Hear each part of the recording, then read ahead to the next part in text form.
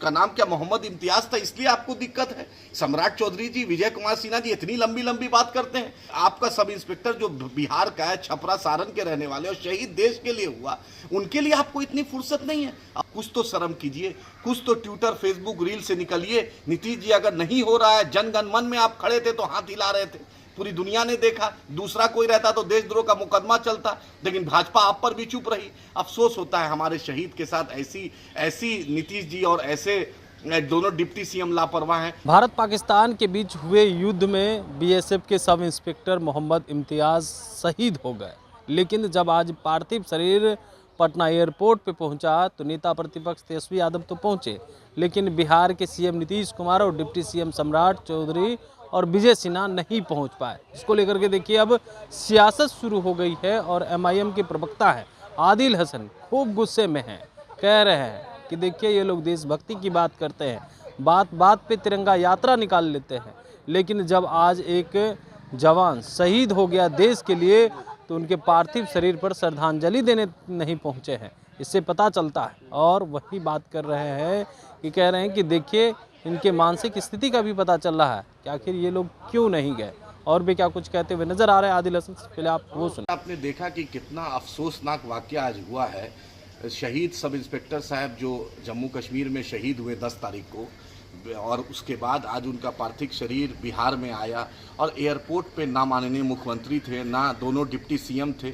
आखिर इतना नेग्लिजेंस कैसे कर सकते हैं मुख्यमंत्री जी? आप ही बतलाइए। आप बुद्ध पूर्णिमा का आज मीटिंग कर रहे हैं, आपको इतनी फुर्सत नहीं हुई? 10 कदम पे आपके घर से वहाँ पर एयरपोर्ट है, दोनों डिप्टी सीएम का घर बगल में है, आप पर लाखों रुपया खर्च सरकार का प्रोटोकॉल पे होता है। एक शहीद को श्रद्धांजलि देने में आपको इतनी दिक्कत है? वो भी देश के लिए शहीद हुआ, उसका नाम क्या मोहम्मद इम्तियाज था, इसलिए आपको दिक्कत है। सम्राट चौधरी जी, विजय कुमार सिन्हा जी इतनी लंबी लंबी बात करते हैं, लेकिन एक आपका सब इंस्पेक्टर जो बिहार का है, छपरा सारण के रहने वाले और शहीद देश के लिए हुआ, उनके लिए आपको इतनी फुर्सत नहीं है। अफसोसनाक है, बिहार सरकार इतनी नीच स्तर पे जा सकती है, ये आज कभी नहीं हम सोचा था। ये देश का वो स्वाभिमान उसने बढ़ाया है, देश की रक्षा के लिए उन्होंने शहादत हासिल की है। लेकिन मुख्यमंत्री जी का और दोनों डिप्टी सीएम जो अब हर बात में भारत का नाम लेते हैं और हर बात में तिरंगा यात्रा निकालते हैं। ऐसी क्या तिरंगा यात्रा जो आपका फौजी, आपका देश के रक्षा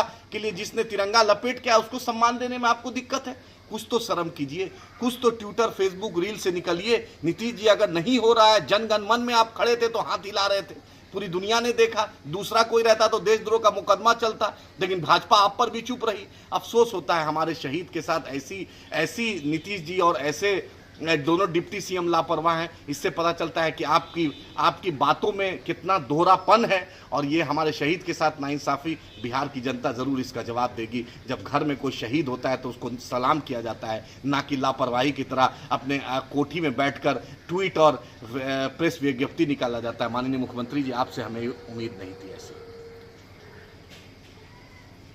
तो आपने सुना आदिल हसन खूब गुस्से में है, नीतीश कुमार और सम्राट चौधरी पर अपना गुस्सा उतार रहे हैं, और ख़ास करके मुसलमान समाज से मोहम्मद इम्तियाज आते थे, सब इंस्पेक्टर थे, और उनके पार्थिव शरीर पर श्रद्धांजलि अर्पित करने नहीं पहुंचे। तो कह रहे हैं कि सिर्फ ट्वीट करने से नहीं होता है, वहां आपको जाना चाहिए। बात बात पे आप लोग तिरंगा यात्रा निकालते हैं। वहीं तक कि राष्ट्रगान को लेकर के भी उन्होंने जिक्र किया।